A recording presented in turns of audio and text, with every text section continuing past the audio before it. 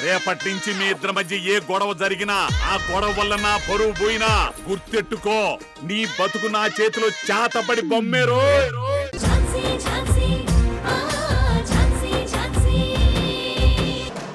అతను మిమ్మల్ని కొట్టాడు అనడానికి ఆధారాలు ఏమున్నాయి?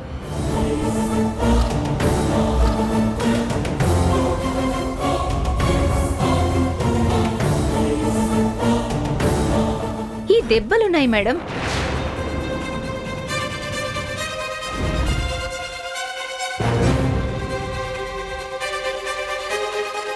ఆయన చెప్పింది తప్పు అని ఎత్తి చూపించడానికి మీ ఒంటి మీద ఈ గాయాలున్నాయి. ఇవి ఆయన తప్పు అని ఎత్తి చూపిస్తున్నాయి.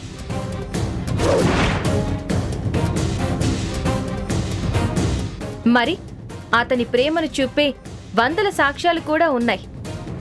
చూపించమంటారా?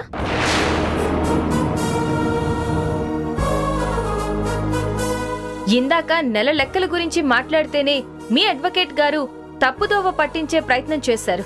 మీ ఆత్మాభిమానం వాటి గురించి ప్రస్తావన తీసుకొచ్చారు. కానీ నా విన్నపం ఏంటంటే మీరు ఇప్పటికైనా జాగ్రత్తగా ఆలోచించుకోండి. ఎందుకంటే ఆయనతో కలిసుంటే మీకు ఖర్చులు పద్దులు తెలియకుండా గడిచింది. కానీ మరి ఇప్పుడు విడాకులు తీసుకుంటే ఇందాక చెప్పిన లెక్కల ప్రకారం మీకు ఏ 20,000 లేక ఎంతో రావచ్చు. అంతకు మించి అయితే కష్టం.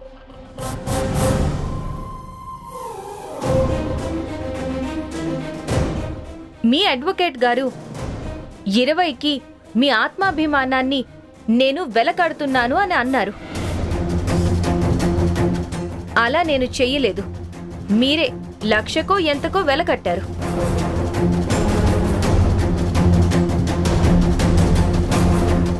శైలజ గారు, అసలు నా ఉద్దేశం అయితే మిమ్మల్ని ఉద్దేశించి చెప్పడం లేదు. కానీ ఎగ్జాంపుల్గా చెప్తున్నాను. ఆత్మాభిమానం ఉన్న స్త్రీ అయితే భర్తనే వద్దని అనుకున్నాక అతని డబ్బు, అదే భరణం కావాలని అస్సలు అనుకోదు.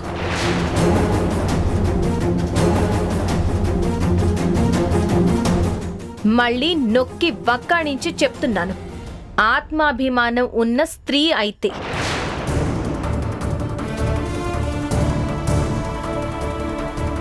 కాబట్టి నేను చెప్పేదేంటంటే మీరు మళ్ళీ ఒకసారి తీరిగ్గా ఆలోచించుకుంటే. Your honour,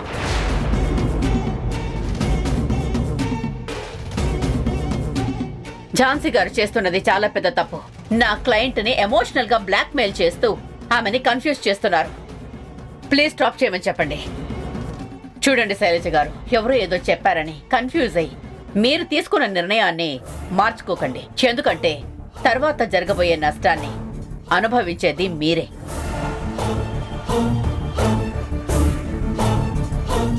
Jhansi, please stop it. Case గెలవడం చేతకాక ఇలాంటి చీప్ ట్రిక్స్ ప్లే చేస్తున్నావా? సైలెన్స్. మృణాళిని గారు, బిహేవ్ యువర్ సెల్ఫ్.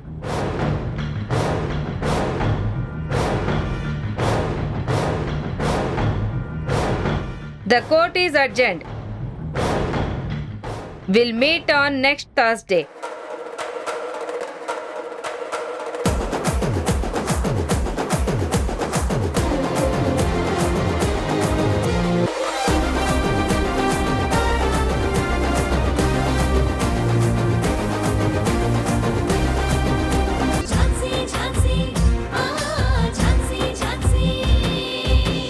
ఆ పేషెంట్ అబ్జర్వేషన్ లో ఉంచండి. రెగ్యులర్ గా బీపీ షుగర్ చెక్ చేస్తూ ఉండండి. Okay doctor.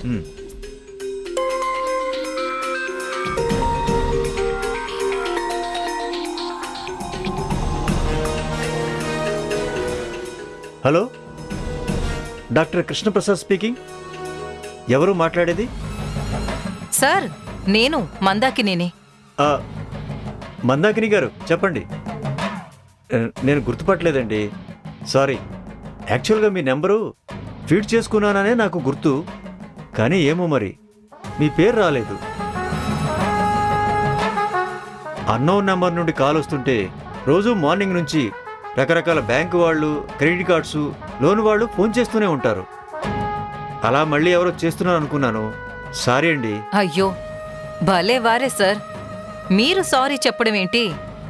మీరు ఎలా మాట్లాడినా పెద్దవారే.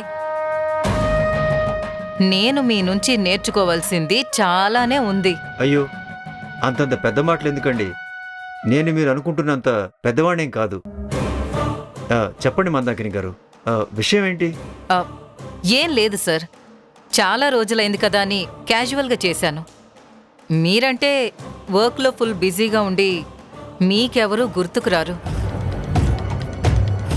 కానీ మాకలా కాదు కదా సార్, మీరన్నా మీ పిల్లలన్నా ఎంతో అపారమైన ప్రేమ. థ్యాంక్ యూ మందాకిని గారు. ఆ, ప్రియాంక ఎలా ఉంది? She's fine. ఏం చేస్తుంది? హాస్పిటల్కి వచ్చిందా? తను కూడా మీ దగ్గరే ఉందా? లేదండి, ఇంకా రాలేదు. ప్రియాంకతో ఏమైనా పనా? కాల్ చేయమని చెప్పాలా? పెద్దగా పనేం లేదు సార్, కానీ ఒక విషయం గురించి మాట్లాడదామని అనుకున్నాను. అవునా? ఏంటండి అది? అది ప్రియాంకతోనే మాట్లాడదామని అనుకున్నాను. నాతో షేర్ చేయకూడని విషయమా? అలా అయితే ప్రియాంకతోనే మాట్లాడండి, నో ప్రాబ్లం. సార్ అలా ఏం కాదు. ముసుగులో గుద్దులాటలెందుకు, మిమ్మల్ని అడిగేస్తా. ప్రియాంక మీ కేసుకొచ్చిన ఆఫీసర్, అదే ఆ డిఎన్ఏ ఆఫీసర్, ఇద్దరూ కలిసి ఉన్న ఫోటో ఒకటి బయటకొచ్చింది. ఇప్పుడు మన హాస్పిటల్ ఫీల్డ్ మొత్తం సర్క్యులేట్ అవుతుంది. అందరి దగ్గర దాని గురించే చర్చలు. ఫోటోనా? ప్రియాంకదా? అసలు డిఎన్ఏ ఆఫీసర్తో తనెందుకుంది? భయపడాల్సిన పనేం లేదు సార్, మీరు కంగారు పడకండి. ఆ ఫోటో నేను మీకు పంపిస్తాను. 1 minute.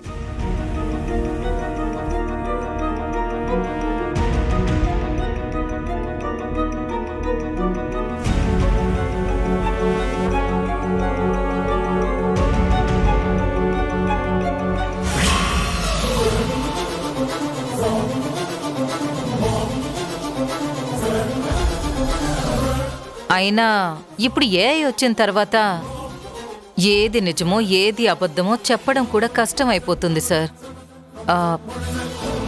ఫోటో వచ్చిందా సార్? చూస్తున్నానండి. నేను ఫోన్ చేయడానికి రీజన్ ఇదే సార్. ఈ విషయం మీకు తెలుసో లేదో ఒకసారి చెప్దామని కాల్ చేశాను. విషయం తెలిస్తే అయినా మీరు వెంటనే పోలీస్ కంప్లైంట్ ఇచ్చి జాగ్రత్త పడతారని చేశాను. మరోలా అనుకోకండే. అయ్యో ఎంతో మాట అండి, అసలు మీరు చెప్పేదాకా మాకు ఈ విషయమే తెలియదు. అనుకోవటం అటు ఉంచండి, నేనే మీకు థ్యాంక్స్ చెప్పాలి. థ్యాంక్స్ చెప్పి మీరు నన్ను మరీ దూరం చేస్తున్నారు. అదేం కాదు మందాకిని గారు. ఆడపిల్ల కదండి, అందుకనే విషయం నాకు తెలియగానే వెంటనే మీకు చెప్పాలనిపించింది. అలా ఫోటో చూశాను, ఇలా మీకు కాల్ చేశాను. థ్యాంక్స్ మందాకిని గారు, మీకు చాలా కృతజ్ఞతలు. మీరు మాట ముందొకసారి మాట వెనకొకసారి థ్యాంక్స్ చెప్తుంటే చాలా కష్టంగా ఉంది. ఇలా ఇంకొకసారి చెప్తే నేను మీకు ఫోన్ చెయ్యాలన్నా చాలా ఇబ్బందిగా అనిపిస్తుంది. సరే మందాకిని గారు, ఇంక చెప్పను. ఓకే సార్, నేను మళ్ళీ కాల్ చేస్తాను. ఆ విషయాన్ని మీరంతా లైట్ తీసుకోకండి. అది ఎక్కడి వరకు వెళుతుందో ఏంటో, కొంచెం జాగ్రత్తగా ఉండండి.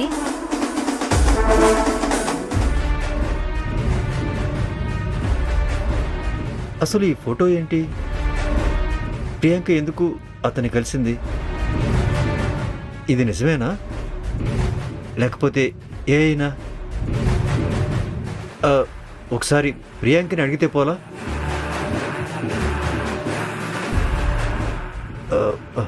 వద్దులే.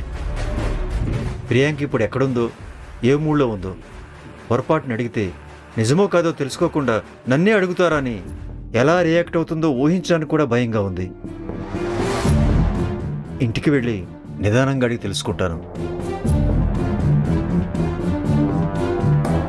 మందాకిని ఫోటో అనగానే ఇంకా ఏ ఫోటో అని భయపడ్డాను. బతికించావు దేవుడా. కానీ ఈ ఫోటోలో ప్రియాంక డబ్బిస్తున్నట్టుంది. ఇప్పుడు ఈ ఫోటో ఏ సమస్య తీసుకొస్తుందో ఏంటో.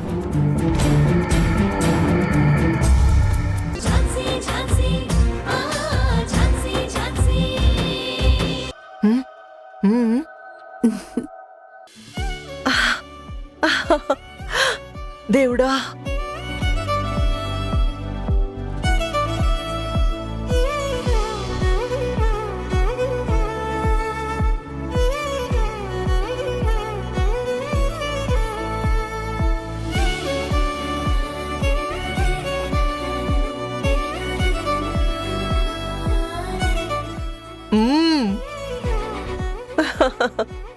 ఇదిగో చంద్ర, ఇక నుంచి నువ్వు బుద్ధిగా ఉండి నీ భార్యని జాగ్రత్తగా చూసుకుంటూ ఉండు. నువ్వు నీ పిచ్చి అలవాట్లన్నీ మానుకో. ఏంటోదినా ఇప్పుడు ప్రత్యేకించేదో కొత్తగా చెప్తున్నావు? ఇప్పుడు పద్మ వాంతి చేసుకుంది, నువ్వు చూడలేదా, వినలేదా? అయ్యో వదినా, నా పిచ్చి అలవాట్లతో దానికేం సంబంధం లేదు. నేను పద్మకి నా మందు ఒక్క చుక్క కూడా పోయలేదు. నా మందు అసలే కాస్ట్లీ, నేనెవరితోనూ షేర్ చేసుకోను. అదెందుకు వాంతి చేసుకుందో ఏంటో నాకేం తెలుసు. రేయ్, నీ మందు కారణంగా వాంతి చేసుకోవడం కాదు, నీ కారణంగా వాంతి చేసుకుంది అంటున్నారు. ఊరుకోన, ఇది మరీ బాగుంది. నేనేం చేశాను? నా కారణంగా వాంతి చేసుకుంది అంటే అబ్బా, ఏమే, ఏం తిన్నావే? తమ్ముడికి అర్థమయ్యేలా మీరైనా చెప్పొచ్చు కదా. రేయ్ మొద్దు, నీకు ఈ విషయం కూడా అర్థం కాకపోతే ఎలారా? తను వామిటింగ్ చేసుకుంది అంటే కడుపుతో ఉన్నట్టు. కంగ్రాట్స్ రా, నువ్వు తండ్రి కాబోతున్నావు. థ్యాంక్స్ అన్నయ్య. పద్మ,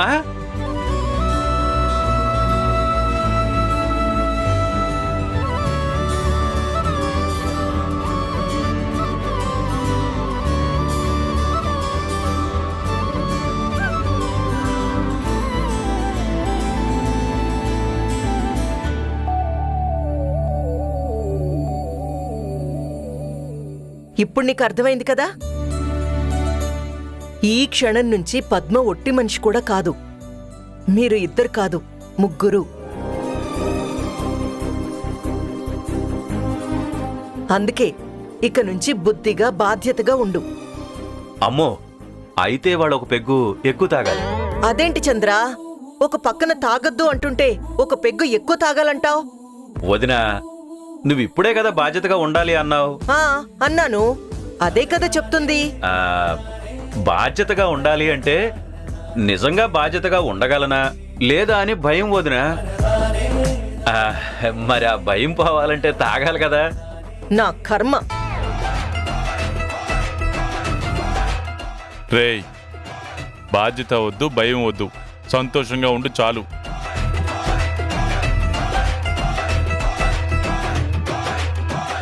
అమ్మో, సంతోషం అంటే మళ్ళీ పార్టీ అంటావు. ఏది వద్దురా, మామూలుగా ఉండు. అప్పుడు ఏ రకంగానూ తాగాల్సిన అవసరం లేదు. కష్టం అన్నయ్య, ఏమీ లేకుండా ఎలా ఉంటాను చెప్పు. మనిషి అయి పుట్టిన తర్వాత ఏదో ఒక ఫీలింగ్ ఉంటుంది కదా అన్నయ్య. ఆల్రెడీ నేను బాధతో ఉన్నాను. బాధెందుకురా? ఇంత లేటుగా తండ్రిని అవుతుంటే బాధ కాకపోతే ఏముంటుందన్నయ్య. ఈరోజు ఆ బాధ పోవడానికైనా ఇంకో పెగ్గు ఎక్కువ తాగాలి. నీకో దండం రా బాబు, నీ పెగ్గు గోల నేను భరించలేను. ఓకే వదినా. ఏంటి బాధపోవడానికి ఏం చేస్తారు? అబ్బబ్బబ్బబ్బబ్బబ్బబ్బా! ఇదిగో, ఈ నొప్పి పోవాలంటే ఇంకో పెగ్గు ఎక్కువ తాగాలి.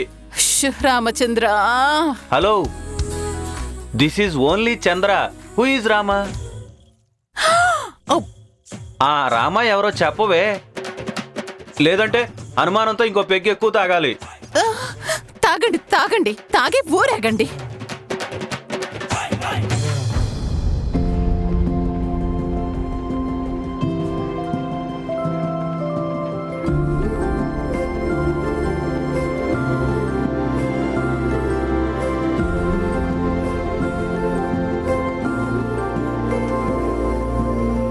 ఏదో సరదాగా అన్నానులే. ఇక నుండి నువ్వు జాగ్రత్త. Take care. ఓకేనా?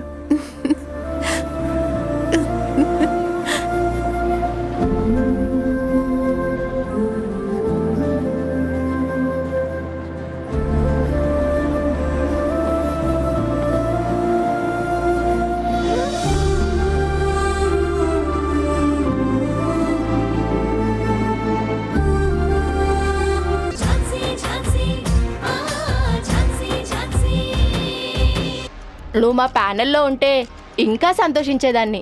ఆలోచించుకో, తొందరేం లేదు ఝాన్సీ. సరే, ఈవినింగ్ కలుద్దాం. మేడం, అది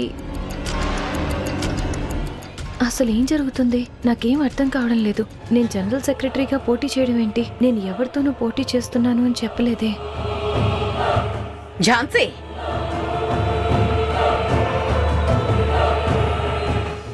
అందరూ ఏదేదో అర్థం కాకుండా మాట్లాడుతున్నారు, నామినేషన్ అంటున్నారు అని ఆలోచిస్తున్నావా? వాళ్ళందరికీ నువ్వు నామినేషన్ వేస్తున్నావు, జనరల్ సెక్రటరీగా నిలబడుతున్నావని నేనే చెప్పి పంపించా. దాదాపుగా కోర్టు అంతా నువ్వు నామినేషన్ వేస్తున్నావని తెలిసిపోయింది. నిన్నెలా ఇరికించానో చూసావుగా.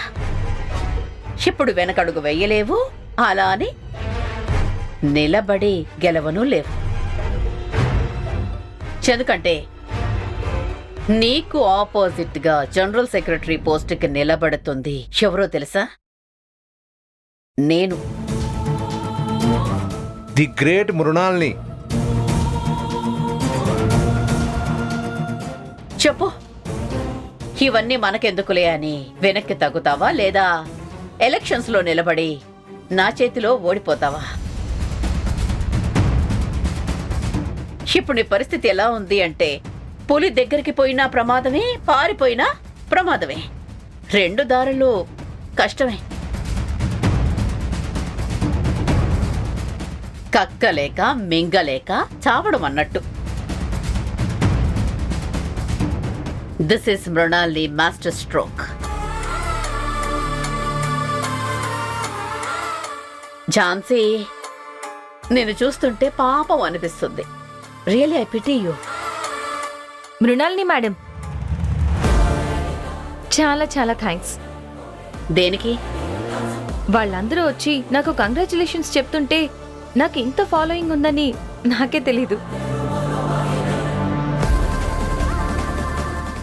నాకే తెలియని నా బలాన్ని మీరు తెలియజేశారు. మీ కోరిక ప్రకారం తప్పకుండా ఎలక్షన్స్లో పోటీ చేస్తా. జనరల్గా నాకు ఇప్పుడే ఈ అసోసియేషన్లో నిలబడ్డం, ఎలక్షన్స్లో పోటీ చేయడం పెద్దగా ఇంట్రెస్ట్ లేదు. కెరియర్ మీద ఫోకస్ చేయాలని, న్యాయం కోసం వచ్చిన వాళ్ళకి సాయం చేయాలన్న ఆలోచన మాత్రమే ఉంది. కానీ మీరు దగ్గరుండి మరి ఇంత పుషప్ ఇస్తుంటే నేనెందుకు కాదంటాను? అంటే పోటీ చేయాలని ఫిక్స్ అయిపోయారా?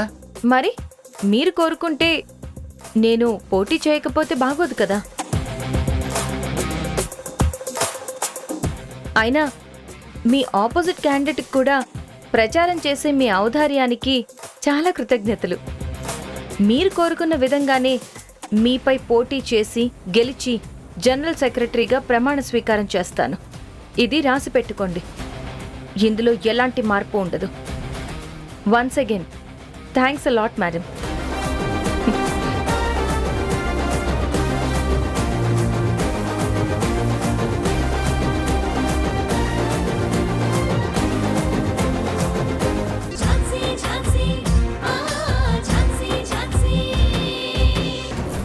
పది రోజులు పైన అవుతుందమ్మా నేను చూసి. అయినా పోయిన వారం ములాఖత్కి ఎందుకు రాలేదు? ఎవరున్నారు నన్ను తీసుకొచ్చేవాళ్ళు? పోనీ నేనే వద్దాం అనుకున్నా కానీ ఇంట్లో పంపిస్తారో లేదో అని అదొక కంగారు. లాస్ట్ టైం నీ దగ్గరకొచ్చినప్పుడు ఎవరూ రాలేదని బాధపడ్డావు కదా, ఆ విషయమే మీ నాన్నకి చెప్పాను. నా బాధనంతా వెళ్ళగక్కుకున్నాను.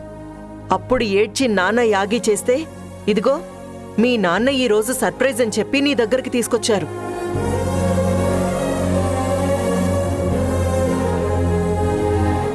తాతయ్య కూడా వస్తే బాగుండేది.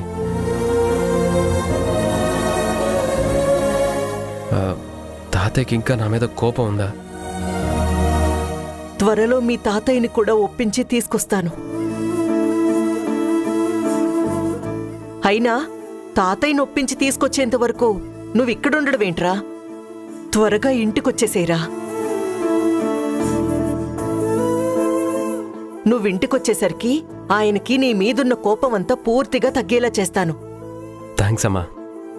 నీ సంతోషమే నాకు కావాలరా. దానికోసం నేను ఏవైనా చేస్తాను, ఎవరినైనా ఎదిరిస్తాను. ఒకసారి మౌనంగా ఉండి ఒక కొడుకుని పోగొట్టుకున్నాను.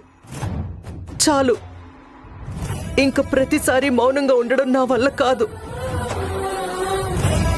హే కమలా, ఏంటిది? నువ్వు ఇక్కడికి వచ్చింది ఏడ్చి వాడిని బాధ పెట్టడానికా, వాడికి ధైర్యం చెప్పడానికా?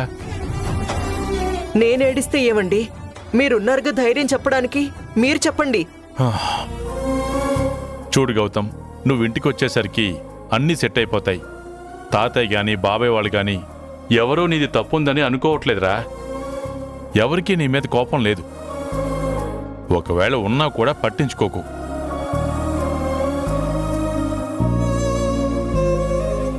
కొన్నిసార్లు పరిస్థితులు ప్రాబ్లమ్స్ని తీసుకొస్తాయి, కానీ ప్రతి సమస్య ఓ కొత్త దారిని చూపిస్తుంది.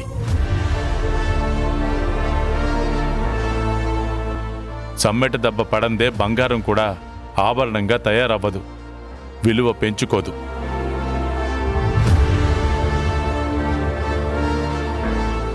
ఒరే గౌతమ్, నువ్వు నీ పని చేసుకుంటూ వెళ్ళు.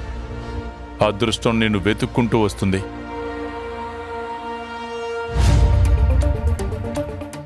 ధైర్యం చెప్పమన్నావు. ఏదో మోటివేషనల్ స్పీకర్లా కాకపోయినా నాకు తెలిసినంత, నాకు వచ్చినంత చెప్పాను.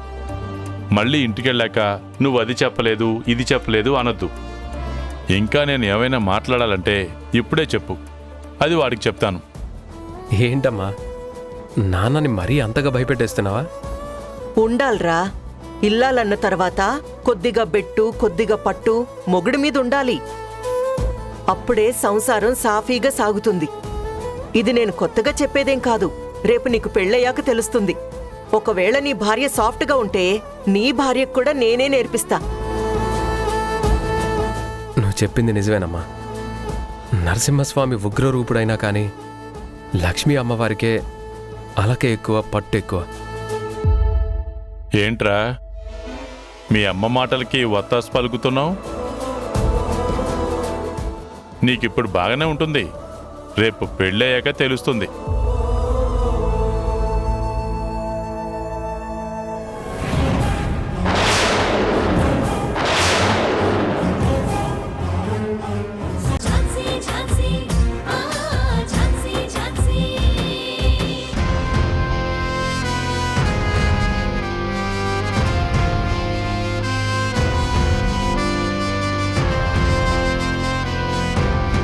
ధనా, రై ధనా, ఎక్కడున్నావురా? నానా, అన్నయ్య లేడు.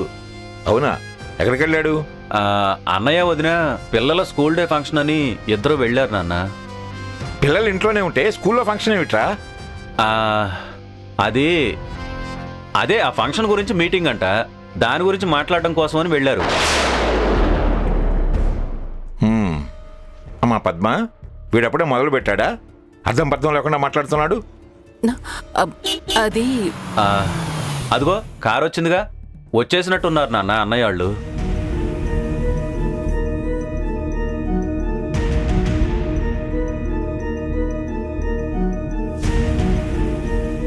ఎంతసేపు ఎక్కడికి వెళ్ళి వస్తున్నారు?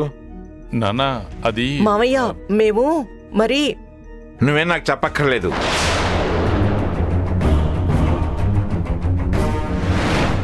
మీరిద్దరూ ఎక్కడికి వెళ్ళారో నాకు తెలుసు.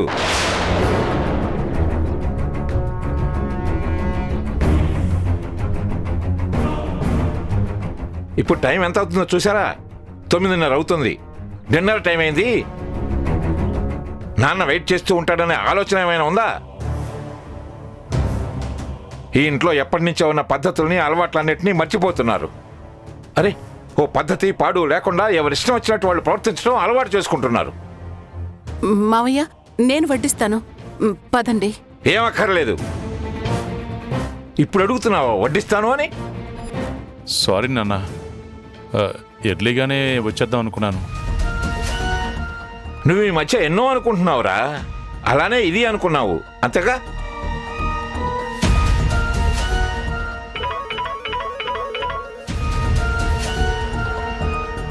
హలో, ఎవరు? Sir good evening. నేను చార్టెడ్ అకౌంట్ శరత్ని మాట్లాడుతున్నాను. చెప్పండి, ఏంటి ఈ టైంలో చేశారు? సార్, ఆ ట్యాక్స్ అసెస్మెంట్ గురించి ఇప్పుడే ధనంజయ్ గారు వచ్చి మాట్లాడి వెళ్ళారు సార్. ఫైల్స్లో 4 చోట్ల మీ సైన్ మిస్సింగ్ సార్. అది చెప్దామనే ధనంజయ్ గారికి ఫోన్ చేస్తుంటే సార్ ఫోన్ లిఫ్ట్ చేయడం లేదు సార్. డ్రైవింగ్లో ఉన్నారేమో సార్, అందుకే మీకు ఈ టైంలో ఫోన్ చేయాల్సి వచ్చింది. దయచేసి తప్పుగా అనుకోకండి సార్. ఏంటి, ధన మీ దగ్గరకు వచ్చాడా? అవును సార్, వచ్చారు. ఎందుకు సార్ అలా అడుగుతున్నారు? ఏం లేదు, వస్తున్నట్టు నాకు తెలియదు. తెలుసుంటే నేనే ఒకసారి ఫైల్ చెక్ చేసి సైన్ చేసి పంపించి ఉండేవాడిని. అయ్యో పర్లేదు సార్, నేను రేపు అకౌంటెంట్ని పంపిస్తాను, సైన్ చేసి పంపించండి. Okay okay, thank you. Thank you sir, ఉంటాను సార్.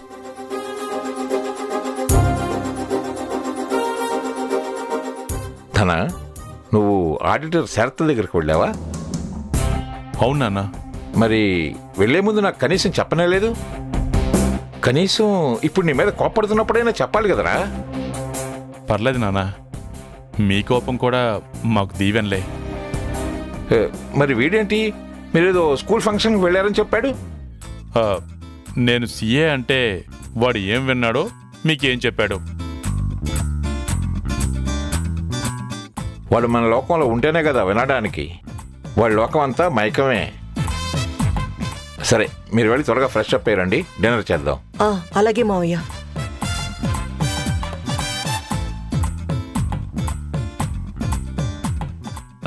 ఏంటన్నయ్యా, నాన్న దగ్గర మళ్ళీ నన్ను అడ్డంగా బుక్ చేసావు కదా?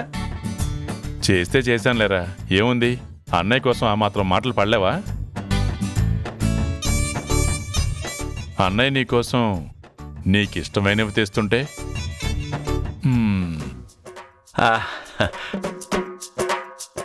అన్నయ్య, నువ్వు సూపర్ అన్నయ్య. ఇరికిస్తే ఇరికిచ్చావు. ఆ బాటిల్ ఇవ్వనయ్య. అనయ్య అనయ్య అనయ్య అనయ్య అనయ్య అనయ్య ఇవ్వనయ్య ఇవ్వనయ్య. అబ్బాబ్బాబ్బాబ్బా, సూపర్ అన్నయ్య, థ్యాంక్ యూ. ఇదిగో చూడు, నీ కోసం ఎన్ని మాటలైనా పడతా, ఎన్ని అవమానాలైనా భరిస్తా. ఇంకా అవసరమైతే నీ కోసం యుద్ధమైనా చేస్తాను. థ్యాంక్స్ రా. అయ్యో బావగారు, ఆయన అవమానాలు భరిస్తా, మాటలు పడతా, యుద్ధం చేస్తా అన్నది మీ గురించి కాదు. ఒక్కసారి వెనక్కి తిరిగి చూడండి. జీవితంలో ఏదైనా సరే నీ తర్వాతే. నువ్వు లేకుండా నేను ఒక్కరోజు కూడా ఉండలేను. అంతలా నా మనసుకి దగ్గరయ్యావు. చూసారా బావగారు ఆయన వేషాలు? నేను కూడా థ్యాంక్స్ చెప్పింది వాడికి కాదు, లైన్లో ఉన్న శరత్కి. Thank you Sarath. నేను మెసేజ్ చేయగానే అర్థం చేసుకుని నాన్నగారికి ఫోన్ చేసినందుకు. బాయ్ శరత్.